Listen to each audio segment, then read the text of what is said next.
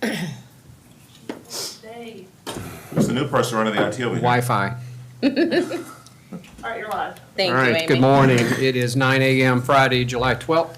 It's a Beach Preservation Ad Hoc Committee meeting. I'd like to call the meeting to order and acknowledge that the press and public were duly notified of the meeting in accordance with the Freedom of Information Act. Got everybody here. Elizabeth's out. Andrew's on Zoom. So Andrew, thanks for joining us. Andrew's on a train, so he's got a weak signal, so he may be in and out a little bit.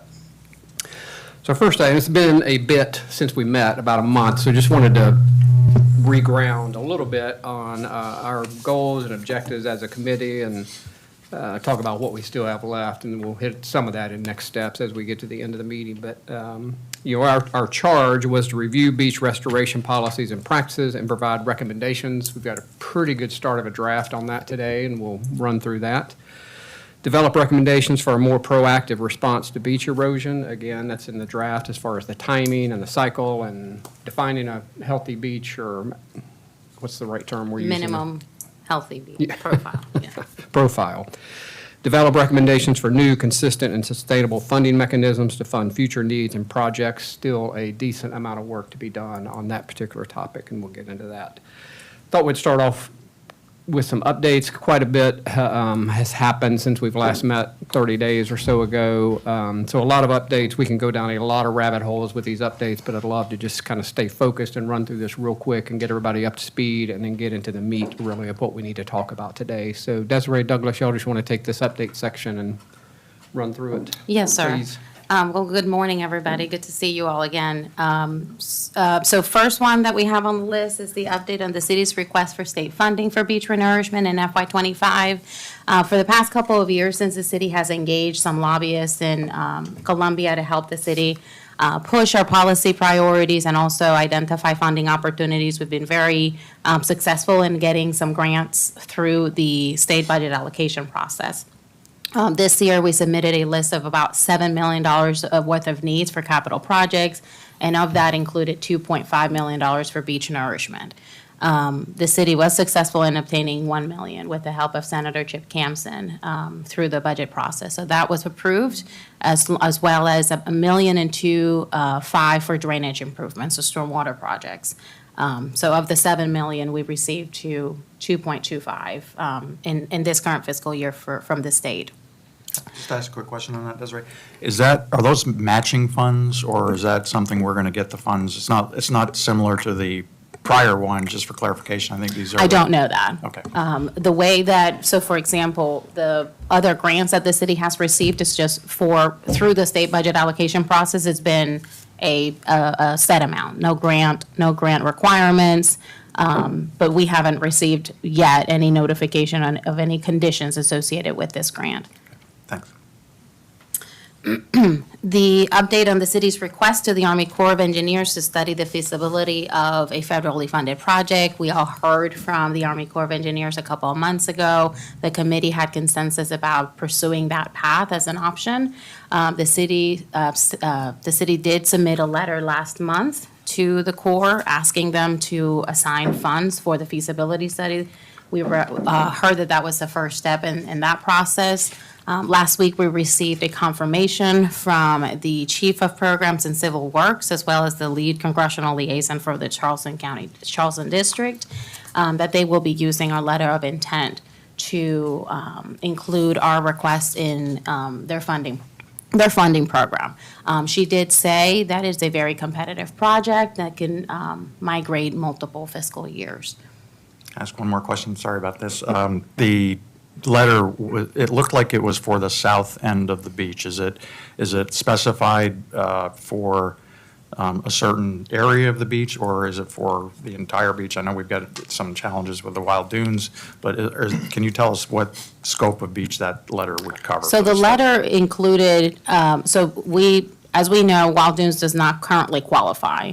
And we heard that from the Army Corps of Engineers staff that came in and presented. Therefore, unless anything changes from that, they don't qualify. They wouldn't be included in any feasibility study. The letter required us to explain erosional issues that we have on the public beach. The only erosional issues that we've had in the area that would qualify is on the south end of the island. So that's what that letter is specific to the erosional issues that we have been experiencing in the public, on the public beach.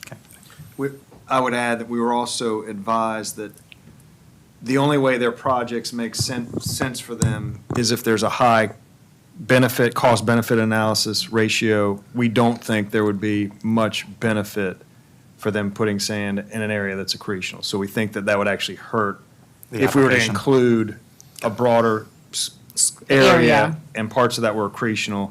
It would actually hurt our cost-benefit analysis with that. So if we fast forward and they went through the whole feasibility study and they were to adopt the similar plan like we did at Folly, it would only be for this section. For the- Correct. co- And it yeah. would not be for the accretional.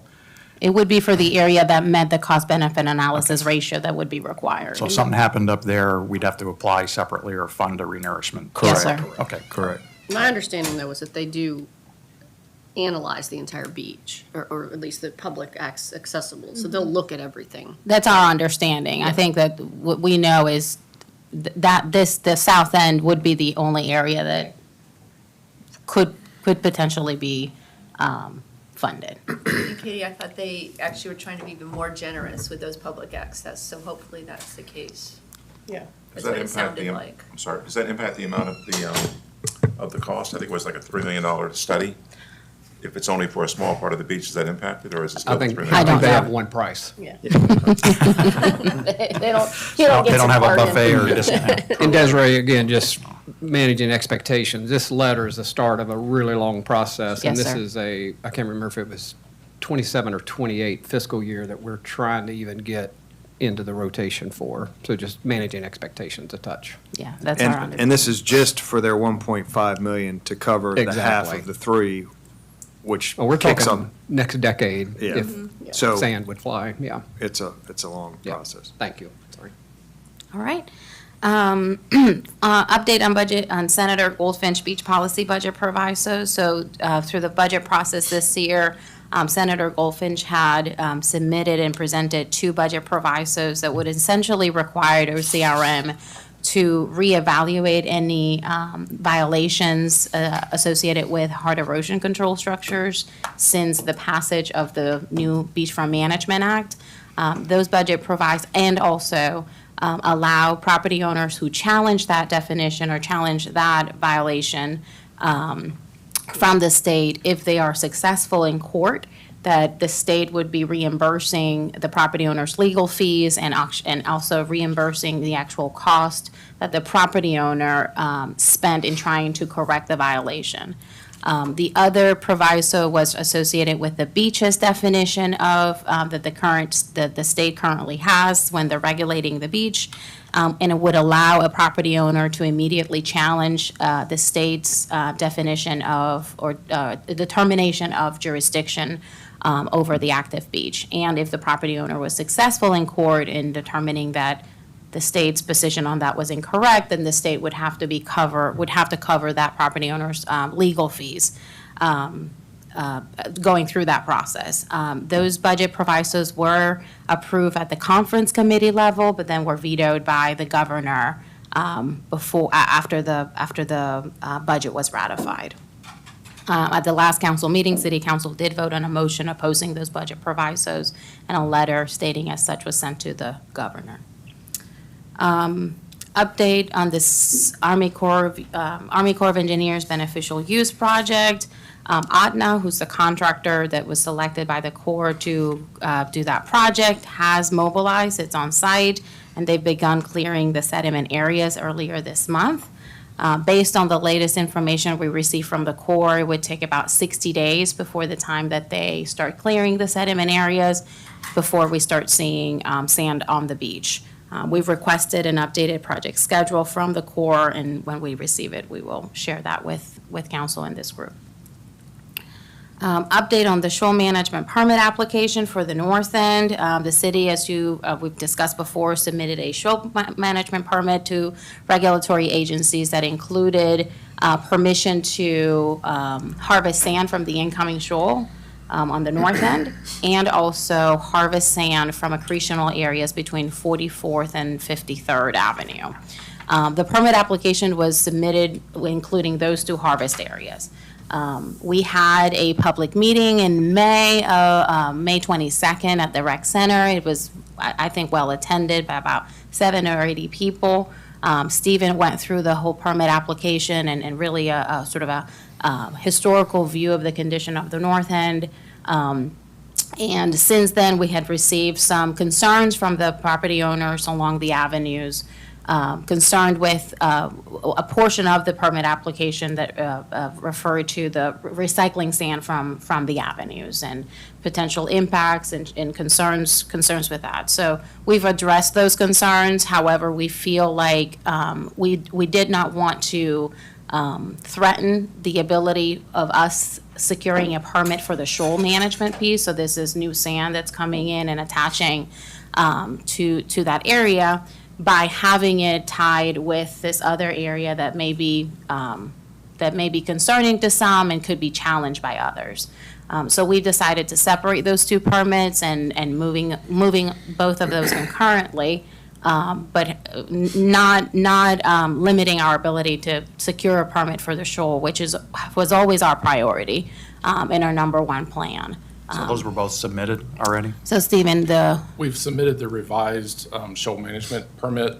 We have not submitted one for the Avenues. yet. I think I want to have a little bit more discussion on the scope of that and how to just kind of approach that from a strategy, really.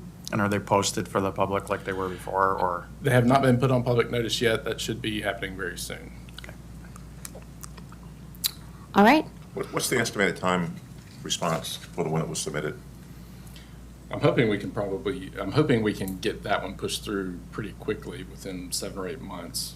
It should be not too controversial, especially. But it'll certainly be past the hurricane season by the time Yes. it's pushed through, okay. Yeah, and I don't think that they will allow us to do the work during the sea turtle season anyway. We would have to wait till the 1st of November would be the first window that we would have. So November 25? I think there's a chance we could have the permit in time potentially to do something in the spring or late winter April or February first through quarter, maybe April of 25. And it's not on the agenda, but since we're talking on the north end, one of the things that we have done since we last met is on Beechwood East. We had some funds available from the amount that council approved for sandbags at Beechwood East, and we authorized the contractor to add another layer of sandbags along that area. And that should have been installed last week. The sewing machine that should have been delivered wasn't. That is expected this week, and we anticipate installation of those sandbags next week. Okay, great. Yeah, and that effort will kind of just focus on the lowest areas where bags have settled. I think the bags have done a very good job up there, but they've maintained themselves very well since then, but just kind of shoring up the elevation on those. It's looked a lot worse in the last week. That's what I've noticed, Gail. So that's all I have on updates, Okay, Mayor. One other update I'd like to mention is, and this kind of relates to this committee, but the state recently updated some regulations on the beachfront, largely in response to some of the sandbag implementation efforts. As far as previously, if a bag became buried at all naturally or anything, then the state would have required we remove that bag and fill in the hole and kind of restack it, which was a maintenance nightmare, and some other things like that. So they've adjusted that, so it's a lot easier to maintain a sandbag wall now. But the other thing that they changed is the emergency criteria used to be a hard 20 feet. The shoreline had to be within 20 feet of a structure. They've added a line now that maintains that 20 feet, but if the department determines that extenuating circumstances related to the site conditions exist, the department at its discretion may allow the use of emergency orders when the erosion is beyond 20 feet of the structure. So it gives the department a little bit more flexibility to anticipate erosional events or unique circumstances where a particular property may be set further back than adjoining properties. So it makes the emergency conditions a little bit more user-friendly. So that, So can I ask kind of a real-time application to that? So if you go down on the south end of the beach, occasionally you'll see, they're within the 20-foot. You've got a 20-foot, not maybe a 22-foot and a 20-foot. And what's happening is that the mitigation is happening to the two, but not the one in the middle, which seems potentially, I mean, is that what this is meant to address Yes. so that we can have some continuity? Yeah, the OCRM has tried to work with us in the past to allow logical management, but when it's not specified in the regulations, you get certain people who will hold you to the numbers. So this gives them that flexibility to, they would consider that. And an those are in extenuating place now, Steve? So Yes, that, okay. those are, they're not on the website, but they are in effect. They Okay. have been published in the state register. I would just say from a application standpoint, I am now in a position where there was a time when it was a little bit more kind of relaxed. I now have to send photographs of a tape measure showing it's at 20 feet. So I'm not sure that the change has gotten down to the kind of, there's no latitude for, as far as I can tell. And, it's because of what's happened down there with lawsuits and. Is this There- new? How new is this, Stephen? This is within the past couple of weeks. Yeah, so it's a Just haven't very felt- rigid, can only scrape once, has to be, cannot be 20.1. So it is, So even though we now have a policy, we can't implement it because of some I, other well, restrictions? I'm or thinking that's that kind of that frightening to hasn't me. gotten, and we're literally getting calls about the depth of the bulldozer blade, if it's 13 inches or 12 inches. So it's being scrutinized with a fine tooth comb.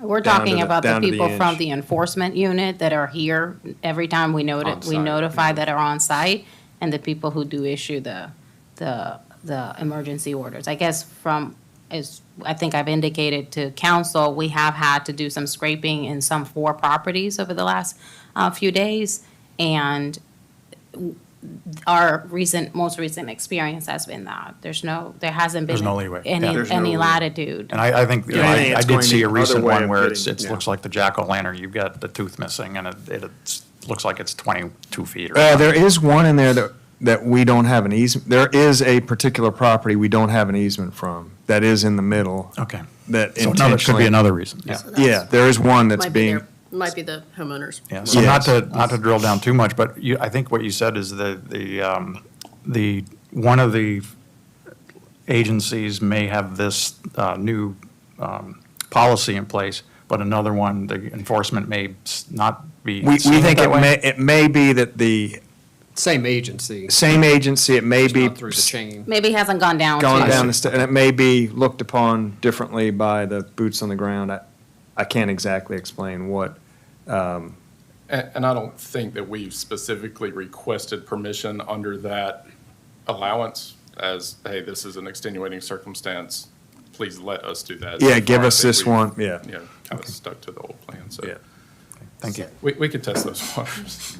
Yeah, we can. So with this in mind and with what Dan Cindy, asked can you for, get closer? when is a good ti on the agenda to kind of discuss the current state? Is that now, since we've kind of opened that door, or should I wait on questions about I think that? that's offline. I think we need to focus on our future world here. Well, I don't think, Philip, I don't mean to be, that's why I asked where we could put it on, and Dan did request it.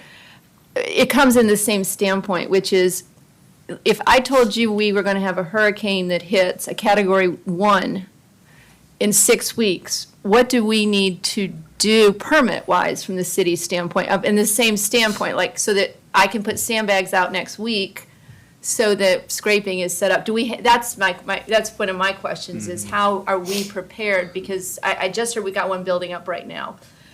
I'm not saying, but point is, we are going to get hit with a storm that is going to have major impact on the island within the next 3 months. It's just too high of even if it doesn't come to a hurricane level.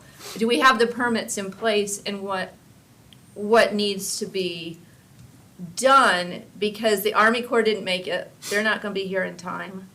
If I put, and so next steps are, what can the citizens do? Because you've said, Philip, in the past that, we need to do something. What can we do right now? Because it takes 2 weeks to mobilize. With 6 weeks, I would say, is like kind of, we might not even have 6 weeks before we get hit. What do we need to do permit-wise to be prepared and help the homeowners? I think the only thing that a homeowner could do is truck in sand. And I Do we have- don't know that that permit, I think we have that permit in a part of the beach and not the other part. But we Can we- haven't really So- pursued that much because it's always, that permission has been out there for, I think now over a year. Never has anybody chosen to do it. So I mean, I think if we heard that owners were clamoring to do it, we could potentially get that. Well, I think we're into just in place. a different situation because the Corps didn't make it. Sorry, the Corps didn't make it. We didn't put sandbags up earlier because the Corps was coming and then the sandbags would have to be removed. So there's 30,000 down, 30,000 back out, and so we're in a different situation than say we were at the last meeting we had where the Corps was coming in June and June is gone. And we're still 60 days out at a minimum. So, and I can't imagine they're gonna dump sand during a storm. So, Yeah. again, so do we need to look at that now? And the same with sandbags, because where the math didn't make sense, now we are talking a high probability of having a storm, and there is no chance the Corps coming in time. Well, and I wanted to add one more thing. So that's why I bring it up, Philip. It's not we're just, the Yeah, I think- circumstances have changed, and so it's permitting issues now. Well, let me add one more point to it, which is that I understand that it's not what the committee was charged with, was to decide what to do today, but one Yeah, thing that we have to acknowledge is that along the process for the many months we've been here, is we've learned a lot of things, and we're starting to set up protocols for triggers. And I think one thing for certain that everybody can agree with is that the circumstances we have now would qualify for any triggers that we're gonna create. So how do we ignore the present and only plan for the future without planning for the present? And I think we're kind of required to do that. I think and that's part of the city's charge from my perspective, is that, we've got funds, ideally the funds are to do a total renourishment, but they're also to protect things and to patch them along the way. We have that very predicament right now. Well, I think it also fits very nicely into our objective B, develop recommendations for a more proactive response to beach erosion. We're facing down the challenge of a heavy storm system, and I think to Cindy's point, the world changed. I don't know where else it would be addressed if it's not addressed here. I mean, City council. I mean, it's the city's But we don't role have- to do that. So why don't we answer the questions? Well, yeah, because They're it out helps there. with the permitting, because then we can address the city Right. council better. And if Exactly, there's an yeah. issue, if we're all in alignment, then there's no reason to take it there. So the properties that are within 20 feet that currently meet the emergency triggers are able to do scraping on their own or install sandbags. And that is something that we have been including in our communications to the folks. Just be aware, here are the things that you could be doing. We are scraping when a property gets to 20 feet. We mobilize our contractor within a day to do that. But if you are not satisfied or want to go above and beyond, here's what you can do. Property owners can also truck in sand. That's also something that we have shared. The current permit that the city has is between Breach Inlet through 4th 314. Avenue. Is it 314, I think? or- 314, which is right at the edge of that beach access path. That's also that we've shared that with several property owners who have inquired. You can do it under the city's permit. There is a different condition because we are in turtle nesting season, so our advice is let us know if you're interested, and we can help coordinate that with the turtle team and with the regulatory agencies. But to date, we don't know of anybody who has taken on to do that. But it is available currently. And I mean, other than that, that's And same with what's the available. sandbags. The sandbags, it's only allowed by I don't know under this new regulation if the agency may consider, extraordinary circumstances and may authorize sandbags to properties that are not right at 20 feet.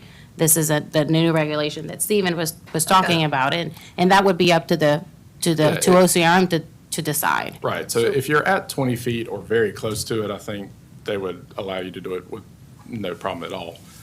What is the process? Like if my house was at 20 feet or 22 or what, So what would I do? You document the condition, just photographs, like Doug has been doing, you can just take a tape measure out and literally lay it on the beach and take a picture of it, just show that that condition is within 20 feet. Send that in a letter to OCRM. I mean, and can you email it? I Yes, mean, you are can. you talking? Yeah, okay. email it, These and things can be usually done within a with- day or two, they respond back with that. Now, for a sandbag, you do have to put up a bond that would cover the cost of removal, so that may take some additional time. But fairly quick. Yeah, but fairly quick. I mean, you're not talking 3 or 4 I mean, weeks. so I to get literally, this. if I had a house that was at 20 feet, I could have sandbags on my beach in front of my house Yes, and you within can- a week. And there's Yes. contractors who do it, I know it, I'm just, and So there's the- contractors who'll do the big ones, not what failed before, but the giant, big $1,000, whatever the, That's, that you're the- using yeah, on that's the the other ones side of we're the using island. on beach. Yes, there There's a are a lot contractor of different contractors available that could do that. There are fewer that have experience with those bigger bags or the different type bags. And the way you have to fill those may take a little longer than the cubes. So if you're looking for immediate protection, the cubes might be, a couple of days faster. But the other ones have shown to hold up a lot Is that the better. one on Beechwood, the large ones? Yes, Yes. They're all the same size, I think. Yes, they're all the same It's just a volume. flat pillow versus a big cube. And that, as far as I'm aware, can be done completely separate from the city under, an individual's own emergency permit. Okay, again, just trying to get, because I think we are at ground zero right Yeah. now. I mean, Now, at the south end, I think you have a valid case to approach the state and say, look, I think this is an extenuating circumstance, even if you're at 30 or maybe even more feet away, because we've had, chronic erosion the past year, and we know that there's a project coming imminently. It may be, several more weeks, it may be a couple more months, just with the way this project's can't been use the word going. imminently anymore, even Yes. though they're there imminently when Yeah. they were coming in Yes. January. So, So, that would be my argument if I was a property owner at 35 feet, to say, look, it doesn't make sense to lose this dune protection over the period of a couple of weeks and keep doing the scraping. Allow me to put sandbags, if it's in line with adjoining properties and things where it makes sense. You don't want to be the person that's sticking way out, because you're gonna have a hard time holding those bags in place. I'm probably going too far offline here, but. So what about beyond 314, up to 314, we're covered permit-wise For trucking. for trucking. Beyond 314, the beach has, all the way up to 9th, has taken significant devastation. And from my perspective, there's very little dune left, and on many of the homes in front, they're just basically flat now, and the dune structures are gone. I think they're completely unprotected permit-wise, and they would not be able to truck in sand. Is that my understanding? Or is there something that we could do proactively to at least extend the protection down to 10th or even, to the pier? So immediately, you could apply for a minor dune nourishment permit, which is the same type permit that allows you to truck in sand. It's a 15-day public comment period on that, so it may take 3 to 4 weeks to get that permit in place, and you could truck sand to restore that dune. Is there a big cost to that, or is No, that the permitting, there's not much of a cost to. It's a pretty simple letter and drawing. As part of the supplemental work that the city is planning on doing with the core project is to restore that dune all the way down to 9th or 10th Avenue. We'll take sand at the core places out in the intertidal zone and truck it to the dune to rebuild that. When I was here last week, I haven't seen it this morning, but last week the beach was looking very healthy in a recovery state along that area. The dune is still scarped, but you have a wide dry sand area, at least as of last week. I know things change often. So I feel optimistic about that area, but I do completely understand that, yes, they lost a lot of dune, and if we didn't do anything, it would take months to, a year or two for that dune to restore, even in, favorable conditions. It's the now between September that I'm worried about, and I think even in your presentation, if the Army Corps, they go through the 60 days and start pumping sand, I think I recall that it was going to be a 4-month process to go from third up to breach on pumping the full 500,000 plus cubic yards. So we're looking at a September to December, and it's just my estimate. So, for what that's worth. We're going to have a very long stretch of unprotected, public beach and property and dunes for the hurricane season, is what it sounds like, potentially. Yes. So I mean, what we can do is, we can request an extension of the trucking permit that nobody else has used yet so far, but maybe somebody in the 400, 500 block may be interested, we can do that. We can also send another email to all the property owners that we have between Breach Inlet and 10th, detailing all of the steps that are available to them, and again, send out the contacts from the contractors that we've used that we know.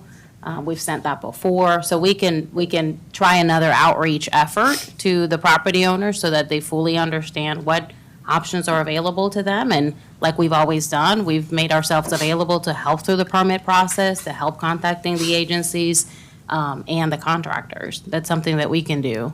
But I guess to fairly that quickly. question, if you extended from 3rd to 10th, that's just for trucking. I mean, if somebody wants to do sandbags, they can do that. They can, At 20 Applying feet. to If they're the within- If they're OCRM. They have to within- wait till 20 feet. But there's no ledge. they're close to 20 feet. like- Unless They're, with the they're new just rule. flat sand there. I They get don't it, have. but let me just finish Yeah, my go ahead, comment. please. Oh, I'm sorry, Phil. You know, with this new OCRM ruling, it may not be 20 feet, it may not be 30 feet, it may be something more that you could put sandbags in. Am I hearing you right or not?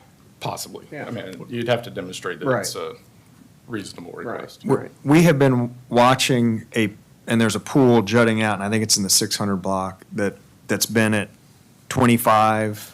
25-ish, and it's kind of been at 25 for a few months, but, I mean, that might be an example. So I think we're aware of one in that stretch that could be close to the 20.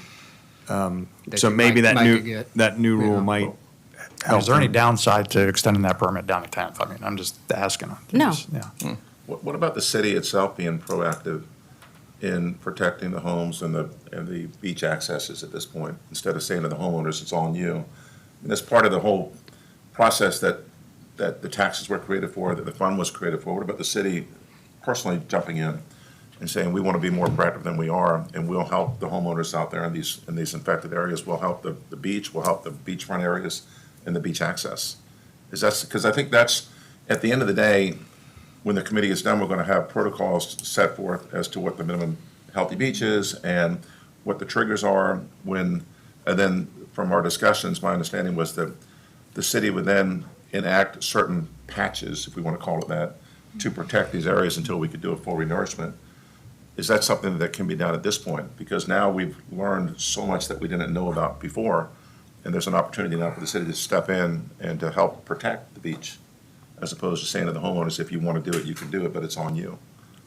So this, if I may, the city council last fall authorized some budget allocation for us to go in and do all that we have been doing for the past year between trucking in sand, doing sand scraping, installing sandbags.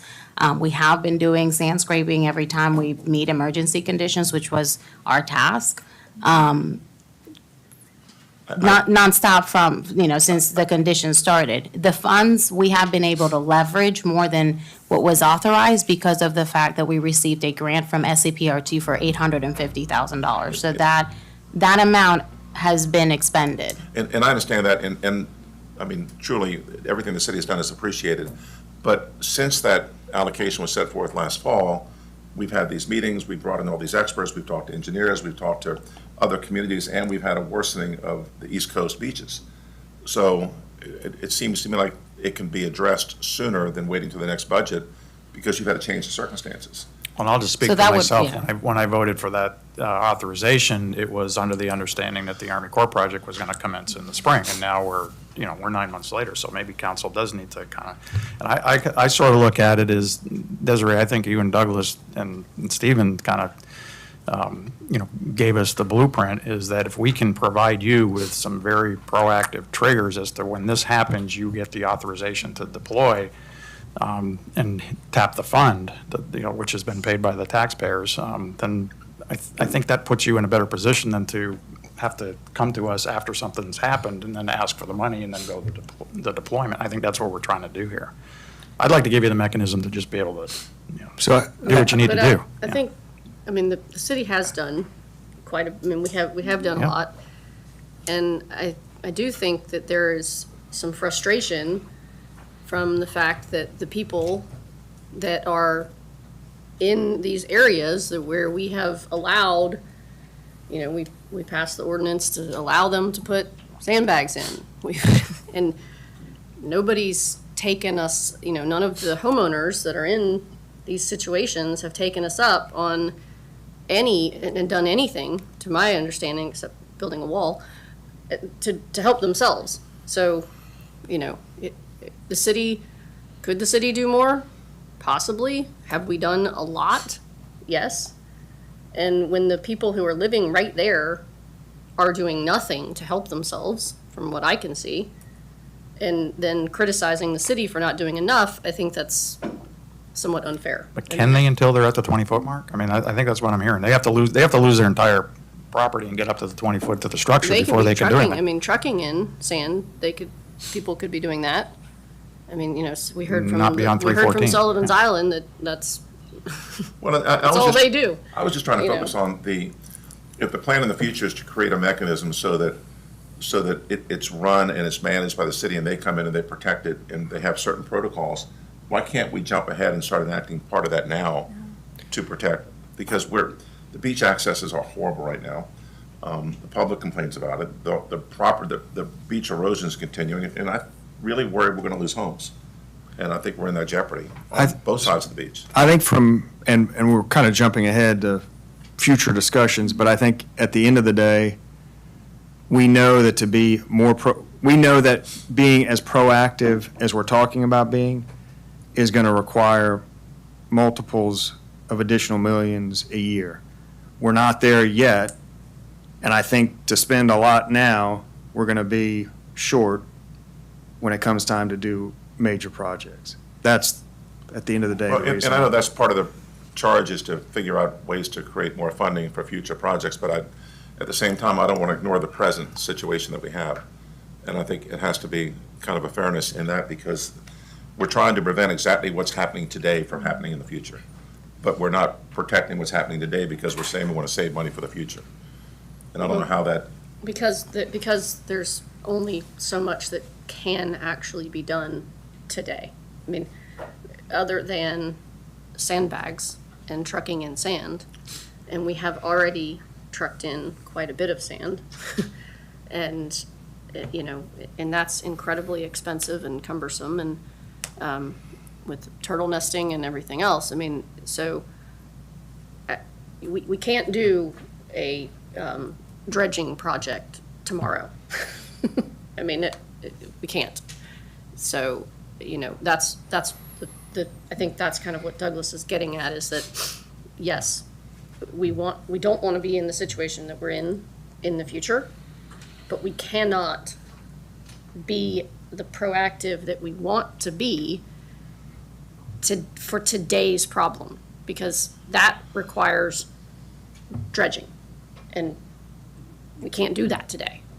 So the only thing that anybody can do right now is sandbags and trucking and scraping, right? I mean, But Katie, I have to at least disagree respectfully on a few things, and I want to ask Stephen his thoughts on this too, since I'm not an engineer, just generally.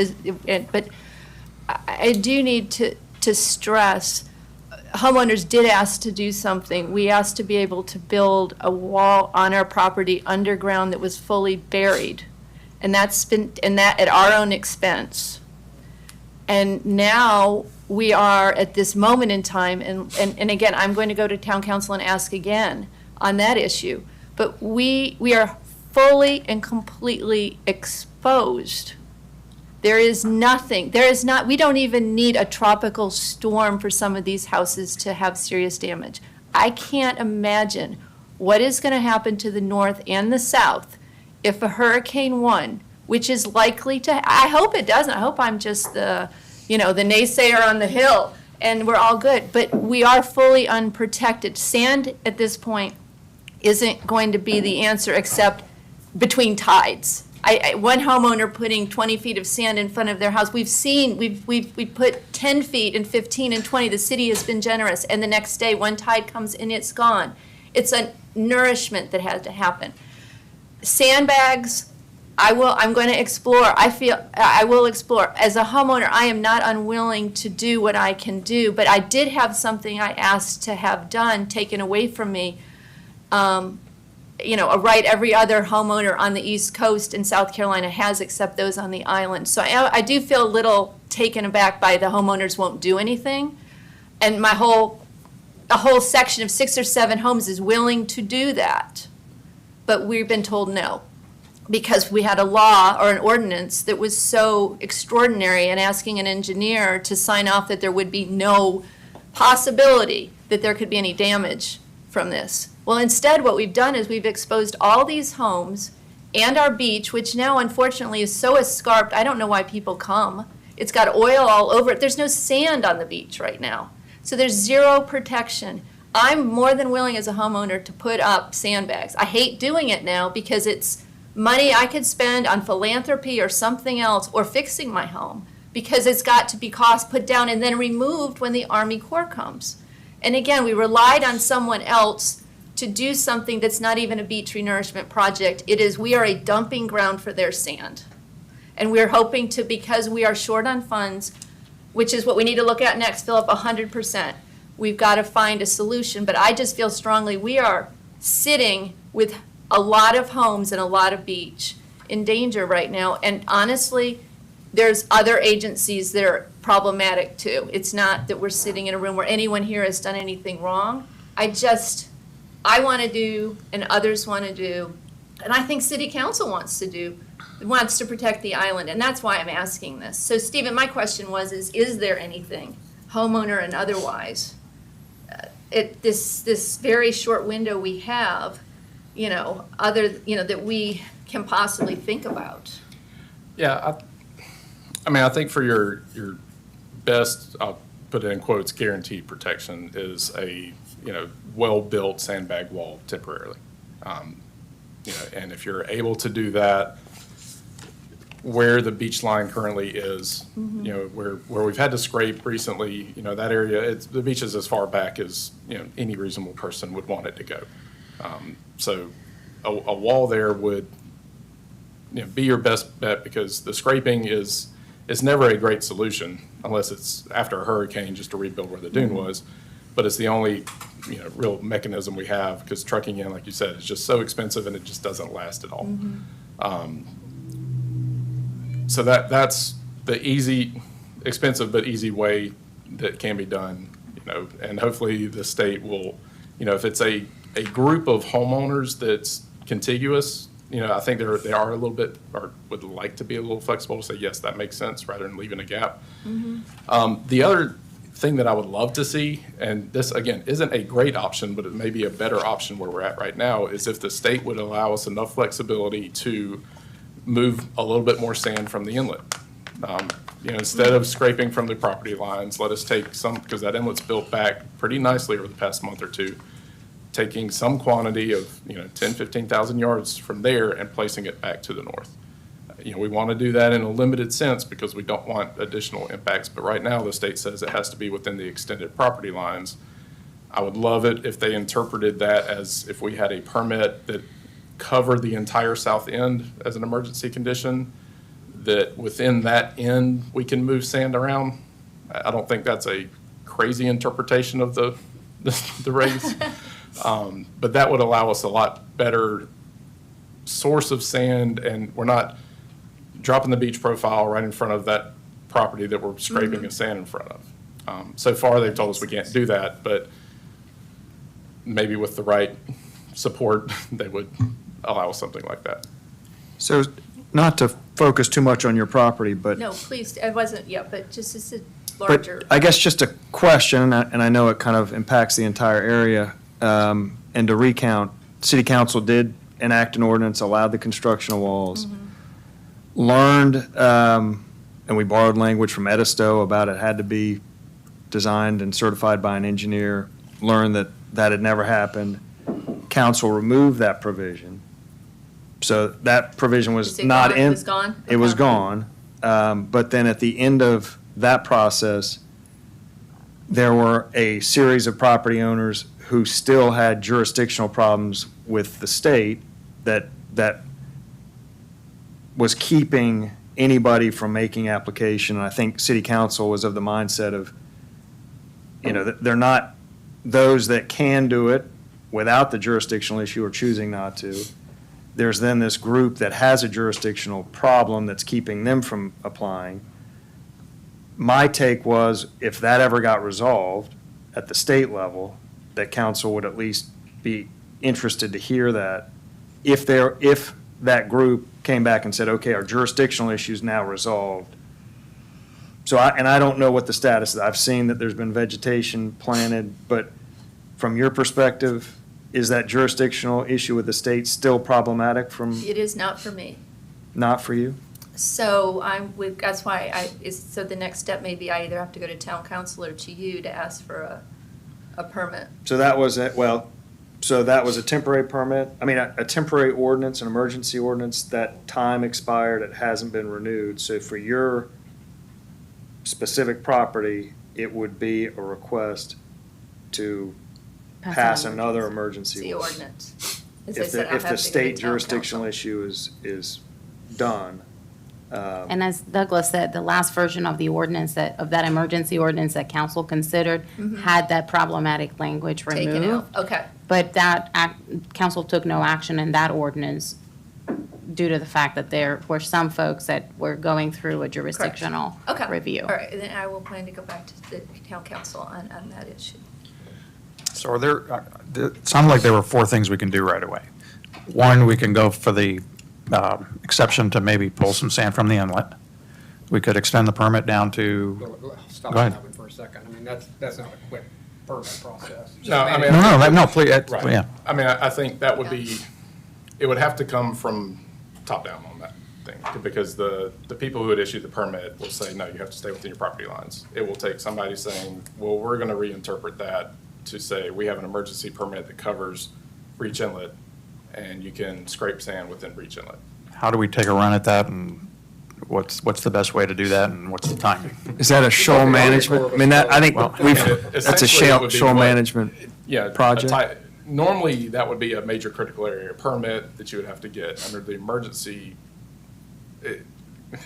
If we could say that it's a gray area, which legitimately it would be, I think it would take a conversation maybe between the mayor and hire folks up at DHEC, Chris Stout, the new director, and saying, this is the problem we're trying to solve. So if it's a gray area and we can get some support from DHEC, then perhaps we don't need to go through all the other bureaucratic paperwork is what I'm maybe hearing? We would still have to have a. If they can, if they will agree with us that it's gray and yes, you can do this for this emergency situation. I think perhaps. that, I think it would. Which would just launch a permit process. But it could be, Emergency permit. if we can make the case that it's an emergency condition, that entire area, and have flexibility on how that is defined of where the sand can be harvested and scraped from, then that would be a much quicker process, because it would be an emergency order versus a general Yeah, area. and all I'm critical asking is, can we take a run at, all I can say is no, but I mean, we think we ought to Absolutely. just, Yeah, I mean, I think that's a very low probability, but it's, it was a good idea. yeah, good idea. What about the northern end? What more can be done over there?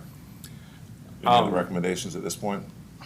Because those homes are Dan, feet. let's finish. Scott was running through it. Yeah, it was the inlet deployment.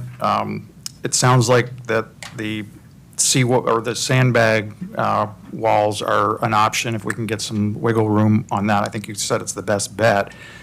Can we maybe, and this would be the number 3 kind of subset, extend that permit down to 10th to allow for that? For trucking in. For trucking and yeah, so that gives, at least gives the homeowners an option. Then it's up to, it's up to them to deploy.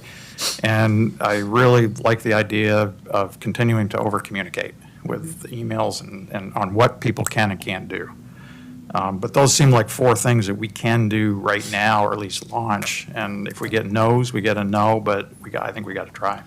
Are you aware, so Scott, not a single property owner has trucked in for I a year understand. in the area that is critically eroded? Are you aware of anybody anywhere that's wanting to truck in? I would say we're happy to do it if we knew of a single person that was interested in doing it. I think that the people between Breach and 314 are relying upon the scraping and also relied upon the Army Corps showing up earlier. I don't know what the mindset is of all the 70 homes or so between Breach and I mean, the pier. they're in but the if they've got- distribution list. Yeah. I have yet to hear of one saying, we would be interested in doing this. So happy to do it. It's a few days of work to do, but I think it would be very much like the other trucking permit that nobody, Well, if there were two homes on that stretch that were facing their homes going, in the water, and they had an option to truck in sand, they might pull that trigger. I mean, I don't want to be able to, I don't want to have to say no to somebody because we didn't file some Just to paperwork. clarify, individual owners can also apply for that minor permit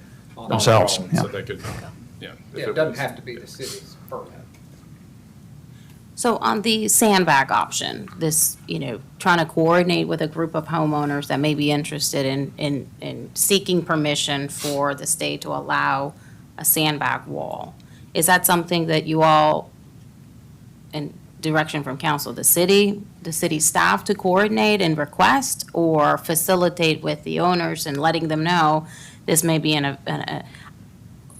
I think that it may be, well, it will be more work for the city, but I think it may, from a permitting perspective, may be easier for the city to be the, sort of the voice, at least that, first step with the state and say, here's the situation, we've been relying on this core project starting, it keeps getting delayed, we think that there might be an interest, would you all consider allowing, this stretch, the ones that it's in worse shape, that may, it's easier to make the argument that it's an emergency and extenuating circumstances, and maybe get that ball rolling concurrently. I mean, I just. I think that would be the way to go. I think if we put the burden on individual, I mean, you're talking 70 individuals versus the city who's probably got a lot more, juice or what have you to be able to represent what's going on in that entire stretch, and then the whole stretch is covered.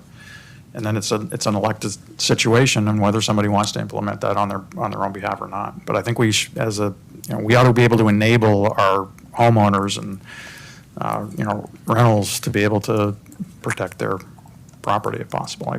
But they're enabled today, that's the issue. I know that. I hear what you're saying, but are they able to do that past 314, or what are the restrictions? sandbags? Sandbag. Any sandbags, your question? trucking in, yeah. Oh, your But they question have is to wait. trucking They have to in? wait till the 20-foot. For the sandbags, Here's close where to I'm kind 20 of, it's the feet. chicken egg thing. We've got, I thought our charter through our comprehensive plans and strategic plans was to preserve and to protect the beach. And what I've seen over the past, that's coming up on 18 months now, is just a continued loss of land and beach and dunes. And we're fighting against it as best we can piecemeal with what we've got. But if our charter is to get into that proactive situation and to enable our homeowners and the public to be able to do whatever they can, I think we should just, I'm of the pull all stops, because I can see we're still losing ground. And I think we're looking down the challenge of a potential major hurricane season here. And, to Dan's point, I think we're not too many storms away from losing homes. And then that's going to change our profile on this island a lot more dramatically than worrying about sandbags. So there's my passionate speech there for the day. Steve, I had two questions. Number one is, anything else you'd recommend that they do on the northern end right now? Number one. The second thing is, on the wall of sandbags, is there a limit on how many layers you can place in them? Because I've noticed that when I watch it, there's usually one layer built up, but what if you did a second layer in front of it? Would that create more protection? Or what if you sloped it down? Would that be better or worse? Yeah, so we did have these sloped, and we tried to install them where they were basically half exposed, so that we anticipated that they would settle over time. And the advantage of these bags is, as they settle, they just kind of rotate down, whereas the cubes go all over the place and deteriorate quickly. So the regulations allow 6 feet. They don't say whether it's measured from, whether it's measured from the sand, whether it's measured from the bottom of the bags. So we're going to try to get everybody on a consistent elevation. And honestly, that's the way the regulation should be written. And I'm having conversations that don't worry about the elevation or the height of the bags, worry about building them to a specific elevation, because that's what actually matters. So we'll try to work with that, but we're going to try to get everybody on that end on a fairly even footing. But as far as other things that you can do today, honestly, the only other thing you could do would be to truck in additional sand. We're working as quickly as we can on the shoal permit, but the shoal's not accessible right now anyway. So if we had permission today, we couldn't really do anything with it other than potentially harvest some sand on the beach side of the shoal, you know, on the actual beach behind where the shoal's attaching. That would be allowed, but it would be a pretty limited quantity that we could harvest today. Okay, so the homeowners are really, at this point, just limited to the sandbags that we have. Yes. Okay, that's a practical matter. Okay. Thank you. So just to make sure we have our charge, we are going to be requesting an extension of our trucking order to extend all the way to 9th or 10th. We'll look at the conditions there, go through that process. It's a general permit application, so it requires a 15-day public notice notifying everybody in the area. We will have some conversations at the higher end of the new Department of Environmental Services, the new DHEC, the new Breakout, OCRM. yeah, breakout group. As of 12 days ago, about the feasibility of considering that entire area under an emergency condition, regardless of some of the homes may be, you know, farther down than 20 feet. Request permission for an emergency order that would give us maybe some flexibility about harvesting some of the sand along the spit and not necessarily have to scrape right along the property line. And request from the state some authority for the placement of sandbags along a larger stretch and help coordinate that for the property owners along the area that's in worse condition. Thank you. And communicate. We will be communicating that as we have with the property owners. And that may be, Again. it may be helpful, it will be helpful when you hear from the Army Corps their status, because I think that plays in part with the risk-benefit analysis that we aren't where we thought we'd be standing in hurricane season, that's all. And that's where my passion's coming from. We're getting really close to that season. We're in it. And I think to your point, if we had known last year that this project was not going to start until this September, we would have probably redeployed sandbags down at Breach Inlet after the last storm, you know, decimated them and we had to remove it. But I think we've all knowing that we only have $9 million in the bank and we have a $17 million need in a few years, which we're trying to manage that as best as we can with the information we have at the time. And I think the situation would have been much different if we had known. It's a year away, it's 18 months away from today.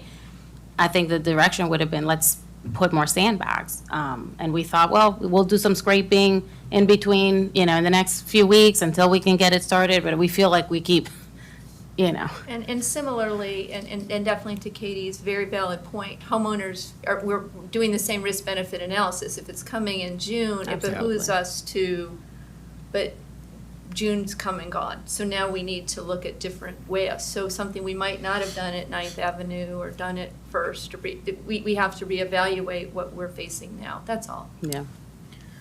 So So thank you for that time. just so I'm clear, the city is going to request, or we're going to determine the stretch on the southern end that is close to 20 feet and we think could get permitted for an entire wall of sandbags? Is that what we're saying? I'll fly the drone today and get a, you know, up-to-date aerial that shows, you know, relative distances.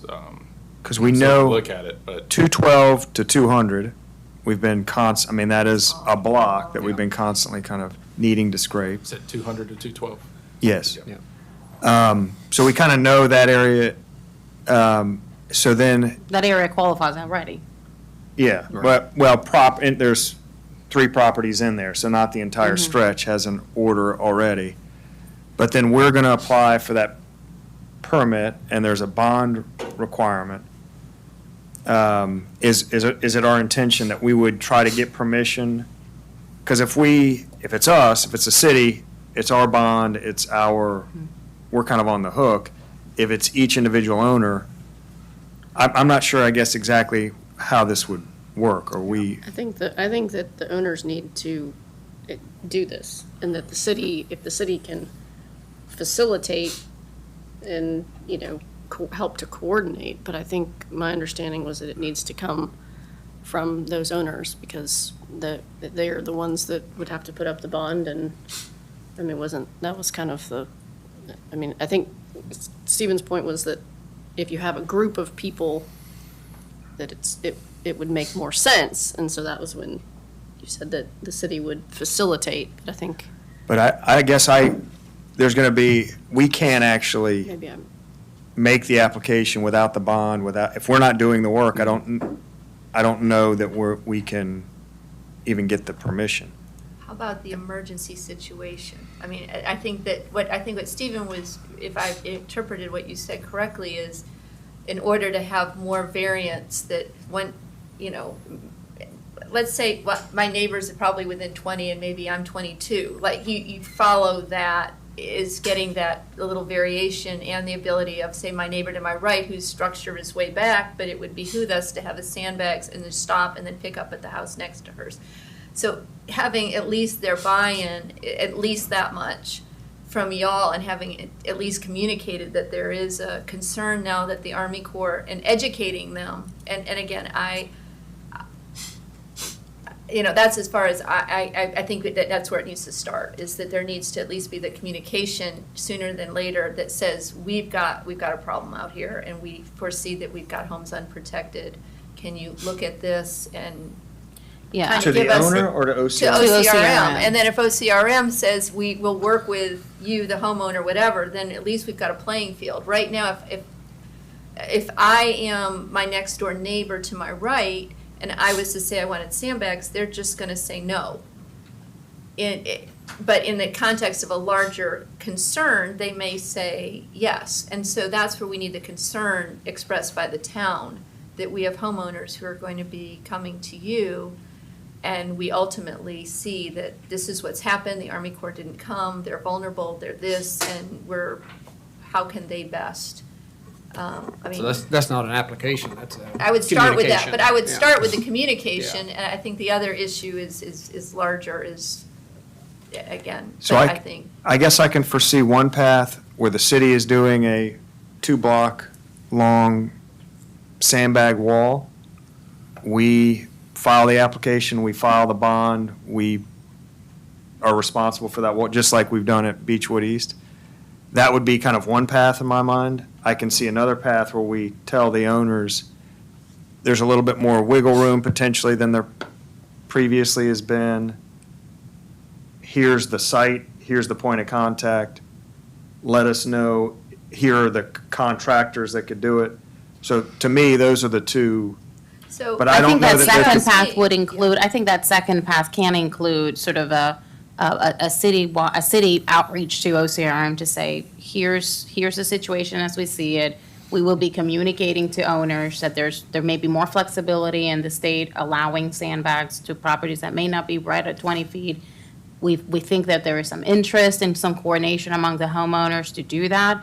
We request full consideration and flexibility so that authorization can be given to those, that come forward with that request. I mean, I think that on those two paths, we're either all in or slightly in by being maybe the voice and the advocate for the homeowner to say, they're going to be potentially submitting applications for permits for sandbags, and, we'd like the consideration given to try to maximize the protection that they can, that we think they can get by partnering together. And it would definitely be useful, I think, to have the communication with OCRM about this new language and how because from my perspective, You're seeing Yeah, it going the other way. it's going the other way by a long shot. Yeah. Steve, can I ask one more question? When you do your, and this, I don't know if you can do this with a crystal ball, but when you're doing your drone review today, I keep going to the vision of what's that beach going to look like at Beechwood East and at South if we get hit with a Cat 1 and a Cat 2, or a Cat 2, which is potentially likely this summer. What does that do to us? Because I think, isn't that really what we're trying to, in the short term, protect against, to make sure that we just don't have that, complete devastation or, the K's or a couple of other homes, dropping into the ocean. And not to mention the impact to the public beach, which is now a complete mess down there. Is that something you could kind of say, hey, this is what we would think would happen in a Cat 1, this might happen, what's going to happen to the line on a Cat 2, or? Yeah, it's really difficult because every storm, whether it's a Cat 1 or a Cat 3, You don't is know, different. yeah. I mean, we've seen I that. know what the nor'easter did, yeah. Yeah, it depends on which side. But we can see that, with Hurricane Matthew, we saw 60 feet of dune erosion in some areas. So if we get hit with a similar storm like that, you take the line now, move it back 60 feet, and that's what you're dealing with. It might give people some incentive to protect. Right, and that's why when we're like looking at this minimum healthy beach, we look at places that have a dune field that was one of the criteria we used is, okay, if that storm caused 60 feet, well, we want to have at least 60 feet of healthy dunes in front of area. Because that's something that people have recently seen, and it's kind of a real world scenario of what may happen with a major but not catastrophic storm. And that's what we are trying to. Well, even if that's possible from a benchmark, it might be something that could give us an indication of what might happen. And I don't know, maybe this is not even practical, but something, if that sandbag thing does move forward where the owners are kind of taking on themselves, maybe the city can offer, the bond part of it to help with that, because that seems like that might be the biggest headache for individual owners. And I think removal shouldn't be anywhere near as expensive as placement.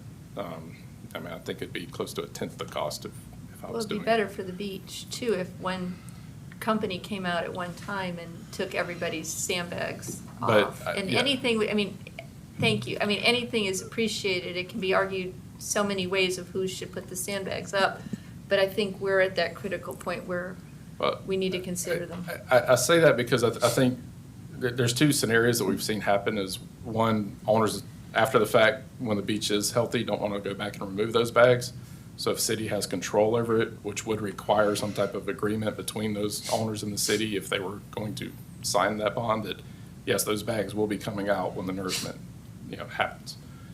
So that I think maybe makes OCRM a little bit happier because they know that they're not going to have to fight individual owners to keep the bags in place after a nourishment's done. And maybe our existing easement document covers, I would have to look at that. Yeah. If that would give us already the authority to do that, if we do ultimately have control of the So bond. what would, if we're talking, what do you think the bond would be? Well, I think looking at, if you, just real rough calculation here, if you try to install a sandbag revetment between second access and third access, that's about 1,200 feet. You're probably looking at close to a $300,000 project to place them at $400 a bag, and that's 5 bags high. I would think removing those, that's about 800 bags. That should be able to be done for. How much was the $25,000. bond for Beechwood? So on Beechwood East, the cost to remove, the actual quote, I think, to remove was between 30 and 40,000.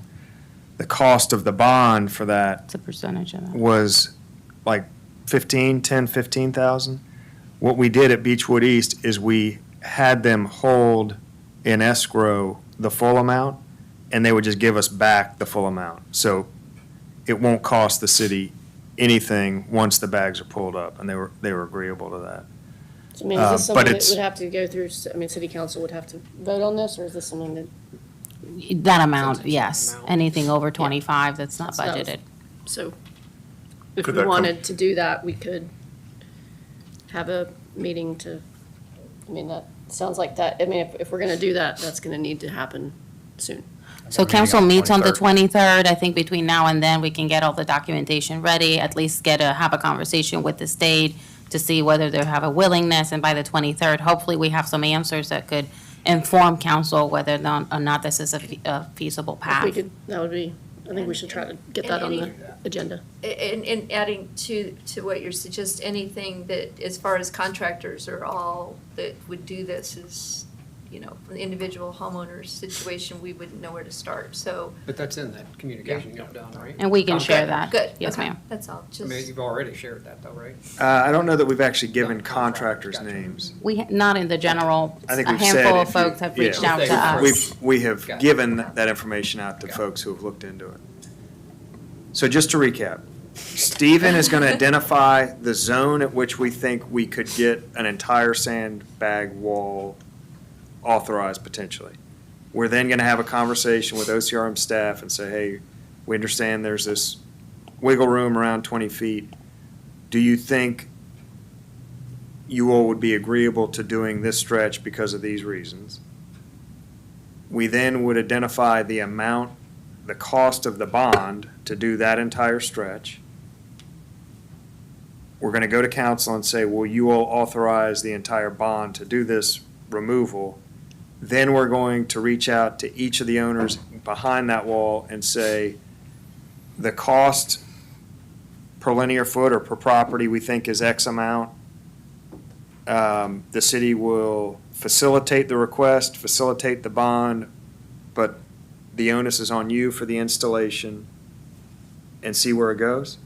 Is that what we're talking about? I mean, I think that's the only other option barring, the only other option is the city doing it all and paying for it and, using easements to, with the authority to do that at a, $300,000, $400,000 expense potentially. Just a quick question, and I'm not either near or there, but what's the difference between putting the sandbags up at Beechwood East on cities and with Wild Dunes contributing and down here on the south end?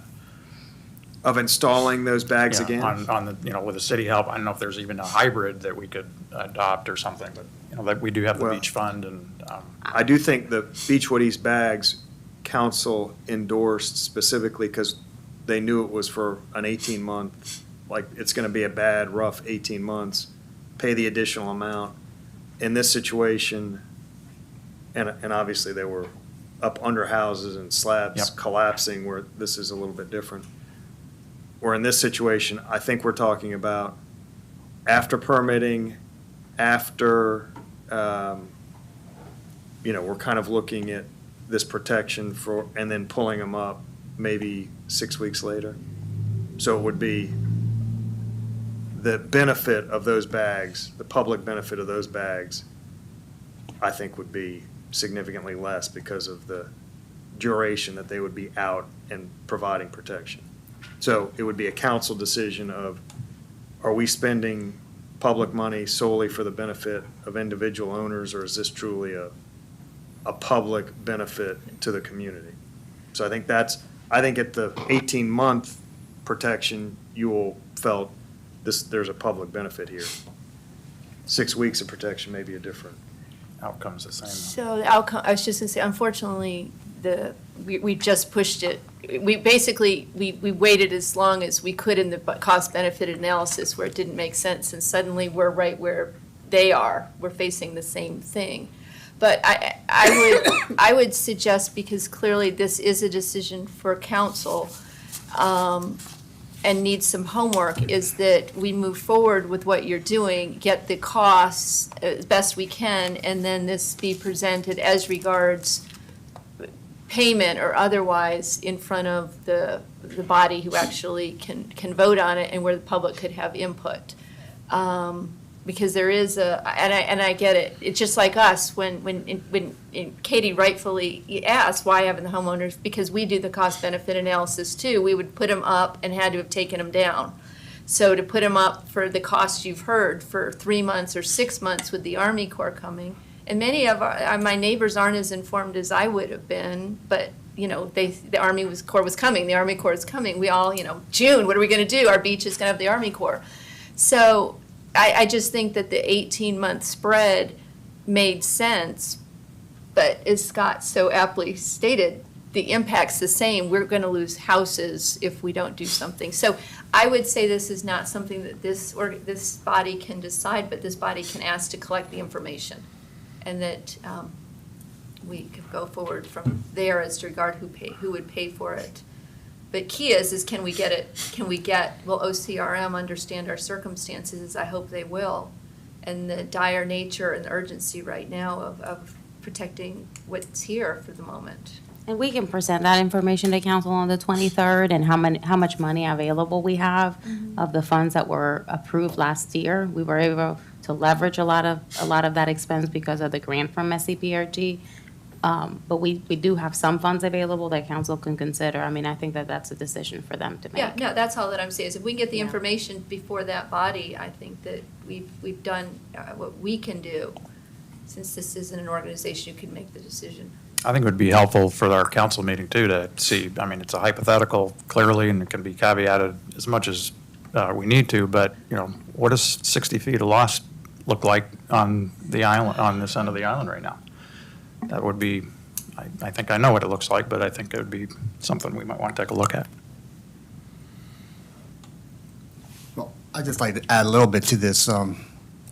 The beach is the reason why we all live here. So it affects not only the people on the beachfront, but people who are second row, third row, in the middle. We enjoy going to the beach, and right now, the beach is in disarray. It's horrible condition. And it not only affects, it affects everything on this island. It's economic. It's our livelihood. It's our enjoyment of life. If we don't have that beach and we don't have that buffer, you know, not only are we going to lose the front beach, we're going to start losing other properties closer by. Then our insurance rate's going to go up. Our insurance rates are going up sky high now because we don't have a buffer. I've read reports where the more renourished beach you have, the less damage you'll have during a storm. So I think we really need to show a unified front. Council has to get together. We have to educate the public that it's not just the front beach owners that are facing this problem. We're all going to face this problem if we don't fix it soon. And so we need to show the state that we are united behind this so we can lobby them to get some money. Because we can talk about this until we're blue in the face, but if we don't have any money to do it, nothing's getting done. So I guess the next part would be is finding financing to do all this. But, you know, we have great ideas to do it, but, you know, we got to pay, you know, Stevens Group and all these people are getting sand and everything. So, you know, I think we really just need to have a unified front and bring everybody together and educate people that the beach is for everybody here and everyone benefits, not just put everything on the front beach owners. Hear, hear. That is a good segue to the funding gap Funding, yes. conversation. Is it, Douglas? Is it really? Well, Here's some of funding what's at, databases right here. your what? Funding databases. You can go to these websites. I just did it real quick before. And it's just free money? You just plug it in? Wow. What have you been doing? I hadn't found that page. Yeah, Douglas. Well, I will forward it. All right, thank you. The free money page, we got Yeah, it. it's not been for lack of asking, that's for darn sure. Right. But, you know, some of this whole conversation, Dan, back to your comment, is who's responsible for the payment of whatever happens on that beach? You know, if you step back, you know, from what's happening in front of us right now, I mean, to me, it's the state, and they've been woefully deficient on helping any beachfront community. And that's where, you know, we're going to hopefully leverage Explore Charleston and conversations with whomever that can help us lobby at that level to get that done. I mean, that's the issue. You know, we're all these coastal communities, either go to the Army Corps or spread your nickels, you know, as hard as you can, and it's up to us, and it's just, it's crazy. You're exactly right. We've creatively come up with taxing and Absolutely. ways to raise money, but it necessarily shouldn't be our responsibility. And, Not solely, you know, for sure. And Wild News has done the same thing, created money, but nobody else is reaching out to help us out.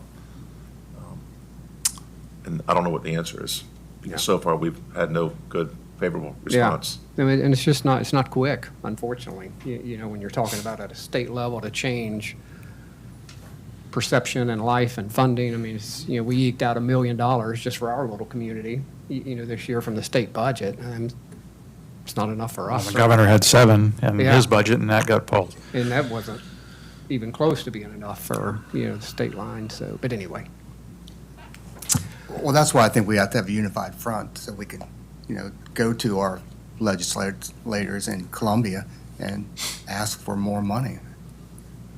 What do you, I what do you mean, mean I mean- by, what do you mean by a unified front? The beach advocate, that's kind of what you're saying, the communities all being together, like the beach advocates group. You're not saying the residents, I mean, which we are everybody. obviously unified, Yes. but the beach communities Right, the working. community, council, you know, we ran into that roadblock with S40 when they would SCDOT came in and took over the roads, and they go, "What were you guys doing?"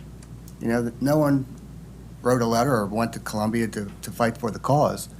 And I see that now. I think we really need to fight for the cause. Time is of the essence. You know, storms are brewing, and we're going to need to have some kind of help here. But I And think it's- that is, Yeah, that's happening. That's Yeah. happening It's just until, being ignored. until I mean, every beach community is blue in the face Right. through the beach advocates, through the council members, So through what's lobbyists. What would through- it take to get their attention? I don't know. That is the That's I the mean, question. I think that, that's an important point and something that the city has been involved with for a long time, and not only us, every other beach community is dealing with the same issue.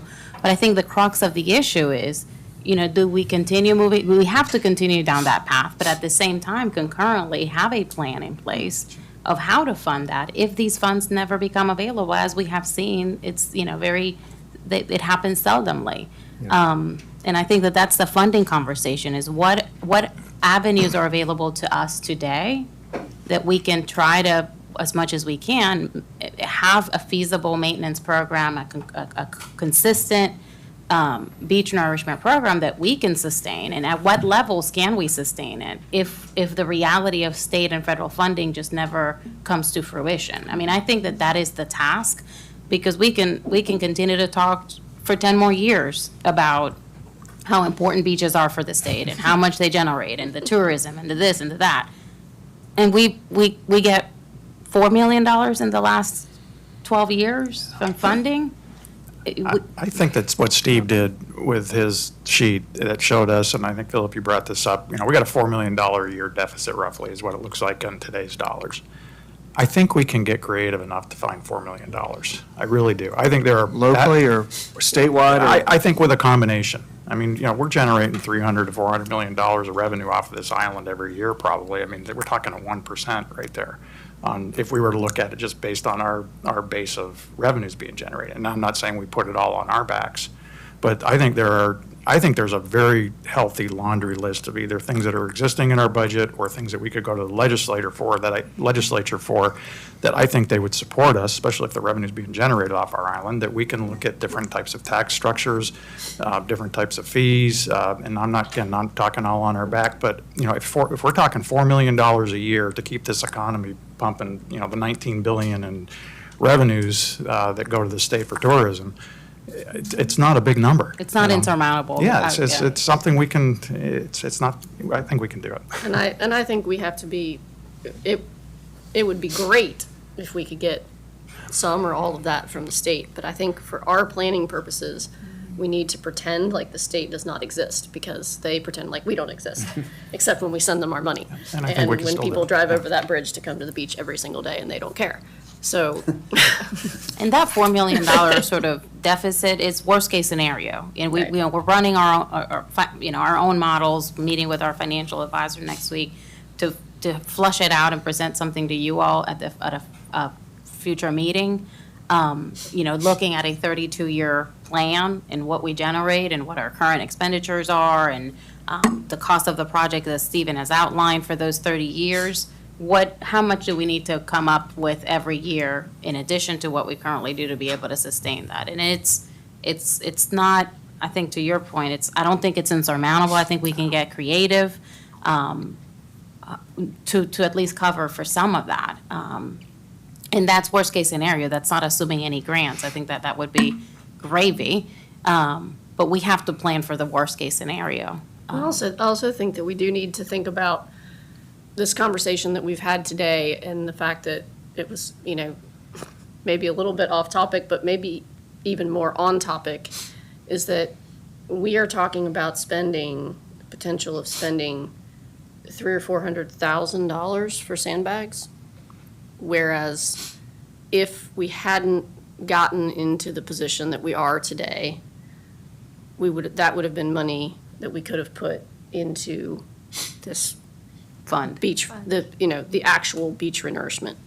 And so I think, to me, those numbers kind of bring this whole entire thing into focus, which is that money spent, if we can come up with this, $4 million deficit a year, if we can come up with that money, we're, in the long run, going to spend less. I mean, you think about what we spent already Agreed. on trucking and sandbags, if we can, so that is the reason why we have to come up with that money. Gets us proactive. Yeah, if we Yes. could have saved the money we've spent over the last 18 months. Yeah.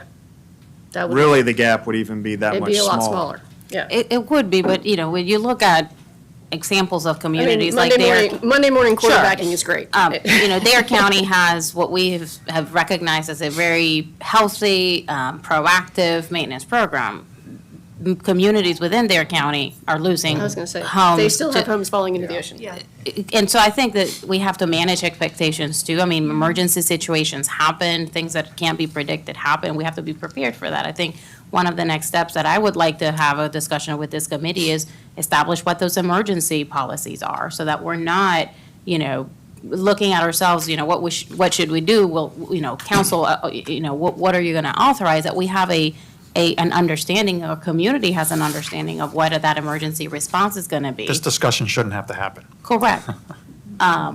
I mean, I think it would still happen, potentially, But- even. But you'd be proactive, you'd have your guidelines, you'd be able to go. Correct. Yeah, and we have, at a staff level, we have hoped to get and we've talked about this in the past, but our goal of this process would be that the staff have a playbook when every year or every 6 months, the new monitoring comes back, it identifies some key triggers. That then sends us to council. And when we go to council, we have the funding sitting there, we have the permission sitting there, and it's just a decision of, does this make sense now or not, depending on, what we know is about to happen with shoals or projects.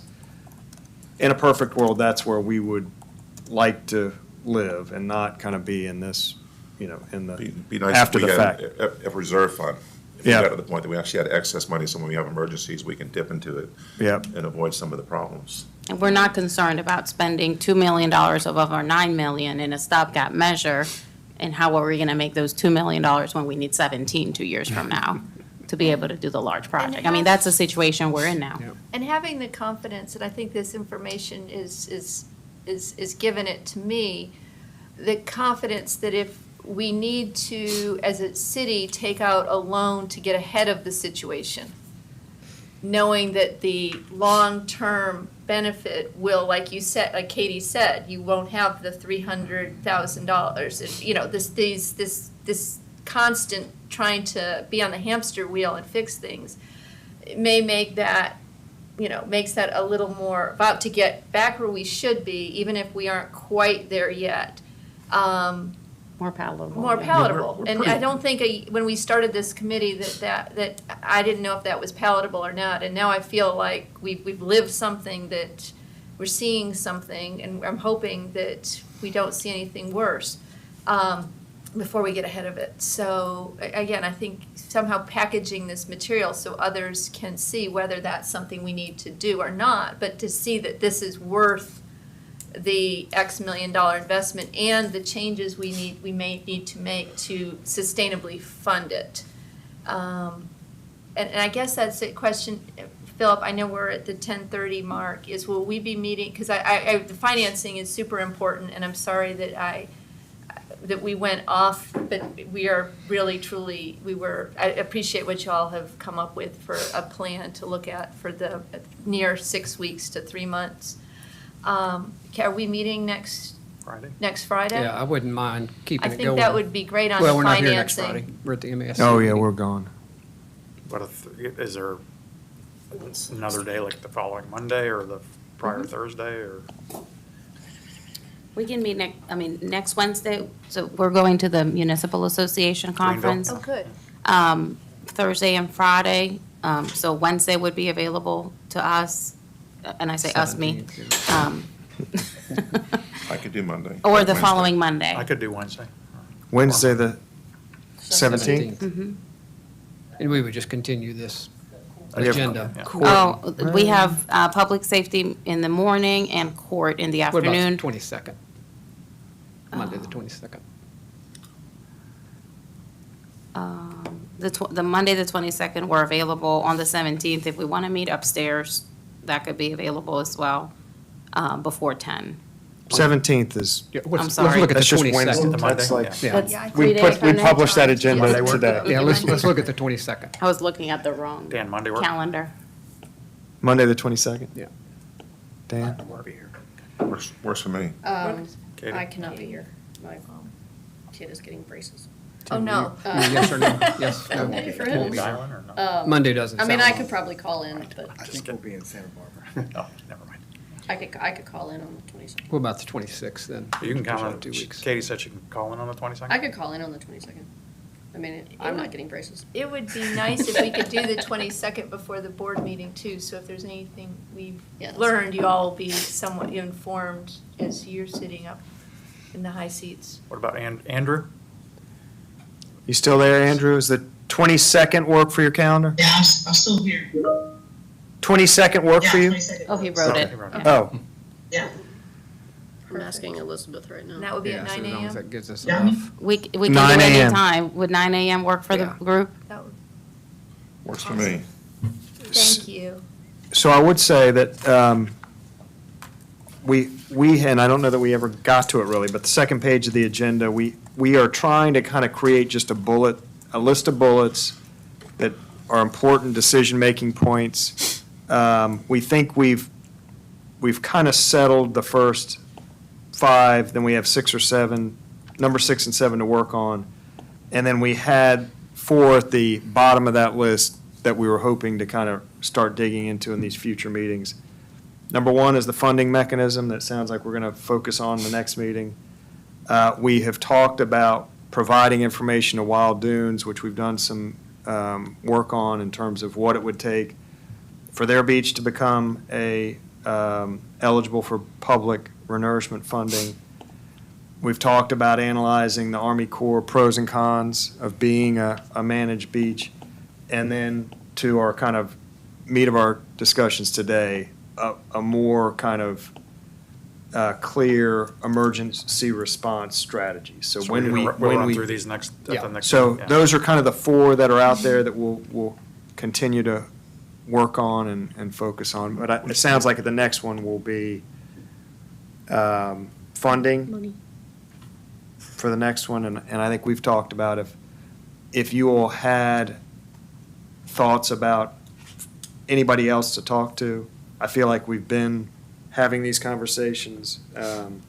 Yeah, we've talked about talking with legal and somebody from our city attorney's team about special tax purpose districts, at least at a high level, understand the implications of creating one and what it would take, if there's any benefit, and maybe that's after a broader funding conversation, we can get into that. So we're lining them up. I know Elizabeth also talked about, in her note, talking to our lobbyists, that's been talked about before. Maybe that could be a segue to the funding conversation to understand what's available and you know, what would be a successful strategy to continue to try to implement for funding from the state.